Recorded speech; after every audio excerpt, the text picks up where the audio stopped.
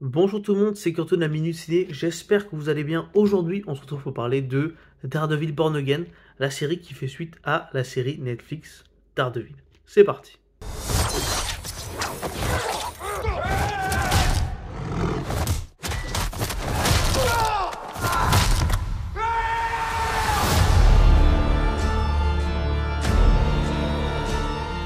Alors Daredevil Born Again, comme je vous l'ai dit, c'est une série qui fait suite à la série Daredevil qui était produite par Netflix et qui avait été diffusée entre 2015 et 2018. Une série dont j'étais grand fan. Il faut savoir que Daredevil c'est un de mes personnages préférés et cette série, je crois que c'est clairement l'une des premières que j'ai vues sur la plateforme Netflix. C'est-à-dire que je crois que mon père s'est abonné genre en 2016 et à l'époque il n'y avait pas grand chose en termes de séries originales Netflix. Il y avait genre Orange is the New Black, House of Cards et il y avait Daredevil. Et moi en tant qu'ado, j'étais évidemment attiré par cette série que j'adore. Franchement, je trouve que c'est 3 saisons qui sont vraiment très très bonnes sur pas mal de points, c'est-à-dire en termes d'acting, je trouve que c'est super. Les acteurs avaient été super bien castés. En termes d'action aussi, c'était super bien euh, millimétré, même en termes de mise en scène, je trouve que les combats étaient vraiment géniaux. Et puis on avait une histoire qui était quand même plutôt probante, et ça avait donné lieu à un univers un peu étendu, à savoir, on va dire, le MCU du côté Netflix, c'est-à-dire que c'est des séries qui n'étaient pas vraiment hyper inclus dans le MCU qu'on connaît au cinéma, mais elles faisaient quand même des mentions, et ça fait quand même pas mal de bonnes séries, mais finalement tout avait été annulé, je crois vers 2018, ce qui était bien dommage parce que Daredevil était l'une des séries qui aurait mérité une suite, c'est-à-dire une saison 4. On s'était arrêté sur une saison 3 qui était pas mal, mais qui était un peu sous forme de cliffhanger. Et c'était dommage. Moi, je voulais voir la suite. Avec le temps, j'avais accepté que le personnage d'Daredevil ne reviendrait pas, qu'on n'aurait pas de saison 4. Et finalement, ben, le personnage d'Daredevil a été réintégré dans le MCU avec le même acteur, Charlie Cox, ainsi que le personnage du Caïd, ou en tout cas Wilson Fisk, joué par Vincent D'Onofrio. Et j'étais très content. Sauf que de base, on nous avait annoncé qu'en fait, finalement, seuls ces deux acteurs allaient revenir dans leur rôle qui leur a été attribué à l'époque, sauf que Daredevil Born Again, la série qui était annoncée, allait être seulement composée d'une saison avec 19 épisodes et allait être un soft reboot, c'est-à-dire pas une suite directe à la série d'avant, mais un reboot, c'est-à-dire que on prend les mêmes acteurs, mais on ne prend pas en considération l'ancienne série, c'est une nouvelle série.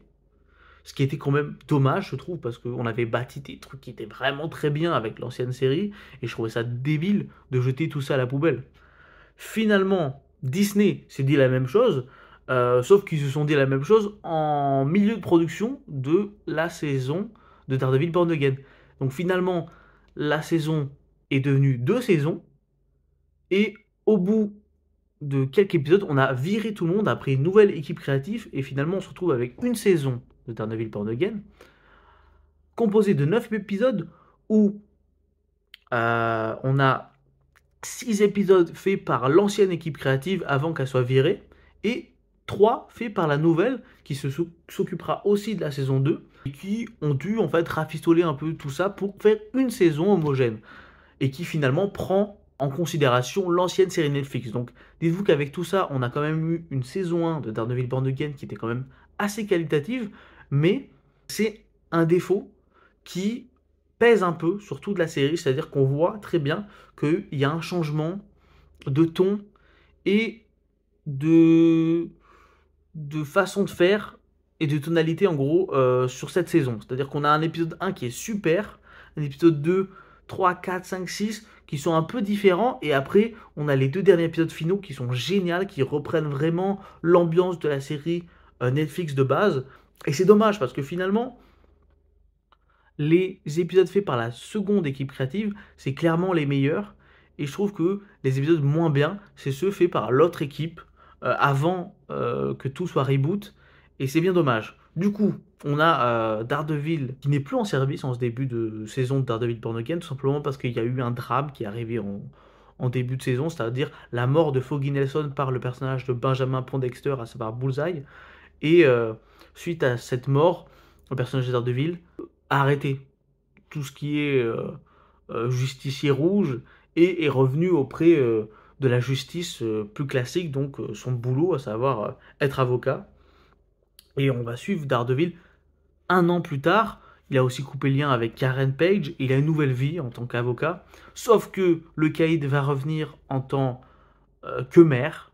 Et ça va le pousser à reprendre du service. Mais cela au bout de seulement quelques épisodes. Et c'était pas mal en vrai d'amener ce retour de Daredevil petit à petit. Mais il faut le dire clairement, il y a un ventre mou dans cette série qui est assez dommage. C'est-à-dire que quand même, on a des épisodes de début et des épisodes de fin qui sont vraiment super bien. Et au milieu, on a vraiment un ventre mou qui est très très dommage. Parce qu'en fait, on a plein d'intrigues qui s'entremêlent, mais il y en a pas toutes sont intéressantes. Moi, je trouve qu'on aurait dû se concentrer sur l'intrigue de la dualité entre Wilson Fisk et Matt Murdock, qui est clairement le point central de la série, il faut le dire. Hein. Même dans les promos, c'est ce qui est montré. On a cette dualité entre les deux personnages qui finalement ne se voient pas beaucoup dans cette saison, mais qui sont toujours en opposition. Et ça, c'est très très bien fait en termes de montage. C'est-à-dire qu'on a toujours des scènes qui sont montées en parallèle, qui montrent Wilson Fisk et Matt Murdock dans des situations similaires, mais qui sont toujours en dichotomie. Et ça, je trouvais ça que c'était vraiment super intéressant. C'est un aspect de la série qui est vraiment cool. Sauf qu'au milieu de tout ça, on a des épisodes qui sont des épisodes filaires qui servent pas grand chose à l'intrigue. Et c'est dommage. Il y en a qui sont intéressants et qui servent. Je pense par exemple à l'épisode 3 où Matt Murdock va défendre le personnage de White Tiger qui finalement se fait tuer. C'est un moyen de montrer que finalement la justice est pourrie et que finalement la justice comme Matt l'entend en tant que justicier, c'est ça qui va vraiment marcher et ça va le pousser à redevenir Daredevil. Pareil pour le personnage de Muse qui est un psychopathe qui est mis en place dans cette saison, qui je trouve a les moins bons épisodes. Je trouve que c'est les épisodes les moins intéressants, c'est ceux qui font pas vraiment avancer l'intrigue et c'est aussi dommage que les épisodes soient aussi courts. On est sur des épisodes des fois qui font que 35 minutes si tu enlèves le générique. C'est vraiment très peu, et du coup ça fait pas grand chose, et du coup on a l'épisode, je crois, 6 et 7, qui parlent seulement de Muse, et qui sont pas très intéressants, parce que pas grand chose est montré, et ce personnage est pas très bien développé, et c'est très dommage. Parce qu'en dehors de ça, on a des épisodes filaires qui racontent pas grand chose, et qui sont sympas. Je pense par exemple à l'épisode de la banque, donc je crois l'épisode 5, où juste Matt Murdock va déjouer un braquage, et c'est juste ça l'épisode. Mais quand on a que des épisodes filaires comme ça en milieu de saison, c'est dommage parce que du coup, on perd le rythme qui fait que j'ai un avis mitigé sur la série. Je trouve qu'elle est cool, qu'il y a vraiment des bons moments et des moments vraiment de fulgurance, surtout sur des petites scènes, surtout sur les dialogues qui étaient vraiment des points forts de la série principale et qui est aussi un bon point là. Je trouve que les dialogues sont bien. Je pense par exemple à la scène où on retrouve le personnage de Frank Castle dans l'épisode 5 il y a un super échange entre le personnage de Daredevil et le personnage de Punisher qui est vraiment cool. Ça, c'est des scènes, je trouve qu'elles sont bien mises en scène, qu'elles sont vraiment efficaces et surtout elles transpirent le charisme des acteurs qui sont pour le coup très très bons dans leur rôle. Il y a parfois en fait des fulgurances en termes de mise en scène. Voilà, généralement c'est quand même une mise en scène plutôt basique et des fois ils essayent des trucs. Alors des fois c'est plus ou moins réussi, des fois c'est cool, des fois ça se voit qu'ils essayent d'innover mais sans avoir vraiment le savoir-faire derrière. Et je trouve qu'il n'y a que les derniers épisodes qui vraiment ont des partis pris qui sont très intéressants et qui marchent plutôt bien. Et c'est là aussi où on retrouve vraiment ce côté de Daredevil sombre. Voilà, les deux derniers épisodes teasent surtout beaucoup une saison 2 qui, je pense, va être vraiment grandiose. Où voilà, le caïd vraiment redevient caïd en tant que maire, tu vois. Il devient de plus en plus violent. Il crée cette task force qui sont que des fanatiques du Punisher, sauf que vraiment, vraiment c'est juste des ripoux.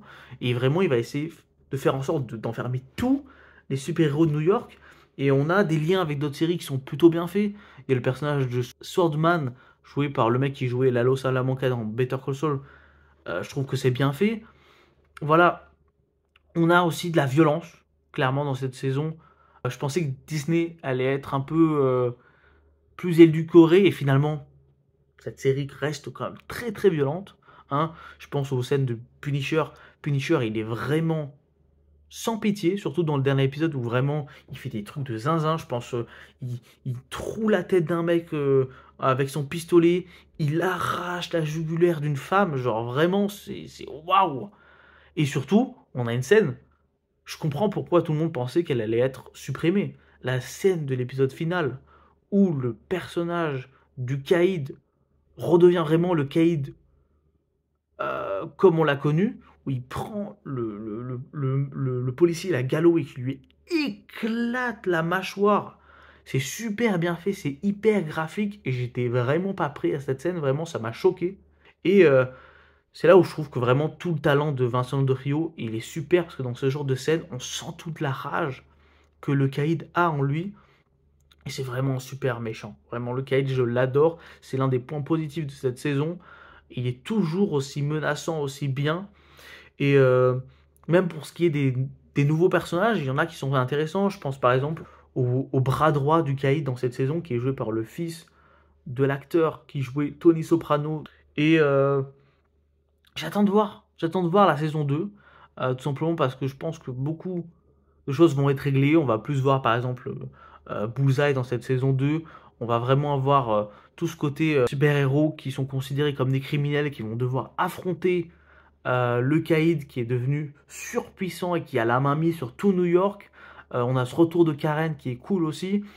Moi, je sais pas pourquoi on a mis en place un sorte de triangle amoureux entre Frank Castle, le Punisher et Karen. J'ai trop envie de voir ça parce que je trouve que c'est plutôt intéressant comme idée. Et je suis content qu'ils aient réintégré Karen dans cette saison 2 et dans du coup cette fin de saison parce que j'en avais un peu marre du personnage de Heather qui du coup était le love interest de Daredevil dans cette saison et qui finalement est un personnage que je trouvais a été un peu détestable et qui finalement à la fin se retrouve à travailler pour Wilson Fisk. Donc on verra ce que donne aussi ce personnage dans cette saison 2 et j'ai très hâte. Le truc qui me hype aussi, c'est que déjà c'est la deuxième équipe créative qui va faire cette saison 2. Donc franchement, si tu prends le meilleur des 2 derniers épisodes et que tu le fais sur toute une saison, ça peut être vraiment très très bien et bien mieux que cette saison. Et surtout, on utilise l'arrivée d'une armée. J'espère que ça sera un moyen pour Marvel de réintégrer les Defenders. Donc Luke Cage, Jessica Jones, Iron Fist. Ça serait vraiment topissime, je vous le dis. D'ailleurs, je crois que Jessica Jones est quasiment confirmé. On verra pour le reste, mais pour moi, ça me paraît impossible qu'il fasse une armée de super-héros contre le Caïd et qu'il n'y ait pas tout le retour de tous ces personnages. Ça serait vraiment dommage. Du coup, on verra. Je vous ferai la vidéo l'année prochaine sur cette saison 2, c'est sûr. Sur ce, c'est la fin de la vidéo. N'hésitez pas à me donner votre avis sur la série en commentaire. N'hésitez pas aussi à liker et à vous abonner. Et nous, on se dit à la prochaine pour la prochaine. Ciao tout le monde.